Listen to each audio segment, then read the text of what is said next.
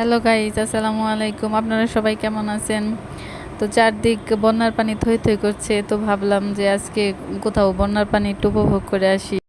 তাই আমরা দেয়ানগঞ্জের উদ্দেশ্যে রওনা হচ্ছি। তো স্টেশনে চলে আসলাম, ট্রেনের অপেক্ষায় বসে আছি। তো অবশেষে ট্রেন আসলো। ট্রেন ওঠার প্রস্তুতি নিচ্ছি। ট্রেনে উঠলাম, উঠে বসলাম সিটে। চারপাশ দৃশ্য, পানি, নদী নালা, খাল বিল, গাছপালা। ট্রেন থেকে আমরা চারপাশের প্রাকৃতিক দৃশ্য উপভোগ করলাম।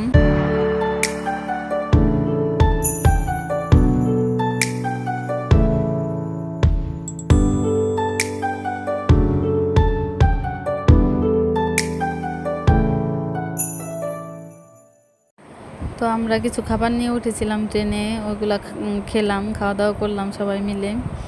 তারপর আবার আকাশের দৃশ্য দেখতে দেখতে, সুন্দর আকাশ দেখতে দেখতে চলে গেলাম স্টেশনে, আমাদের গন্তব্যস্থলে দেয়ানগঞ্জ।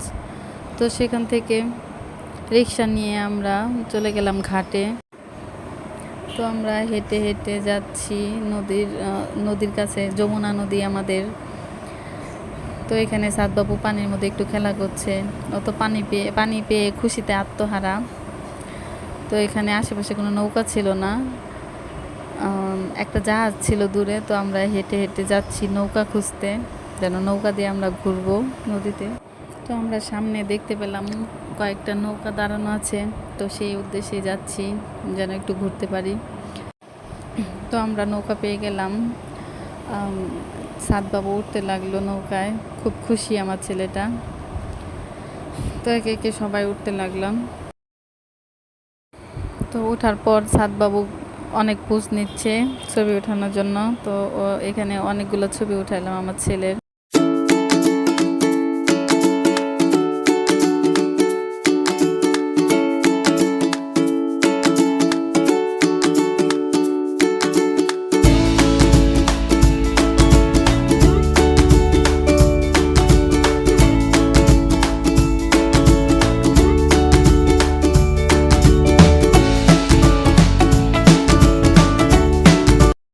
তারপর সাদবাবু পানিকে টাটা বাই বাই দিয়ে চলে আসলো। আমরা সবাই আবার দৃশ্য দেখতে দেখতে যাচ্ছি রিক্সার উদ্দেশ্যে। তারপর রিক্সা নিয়ে আমরা হোটেলে চলে গেলাম, এখানে খাওয়া দাওয়া করলাম সবাই মিলে। অনেক মজা ছিল খাবারটা খেয়ে। আবার স্টেশনে চলে গেলাম, ট্রেন আমাদের জন্য দাঁড়িয়ে ছিল। ট্রেনে উঠে আবার সুন্দর দৃশ্য দেখতে দেখতে চলে যাচ্ছি আমাদের সেই জামালপুর।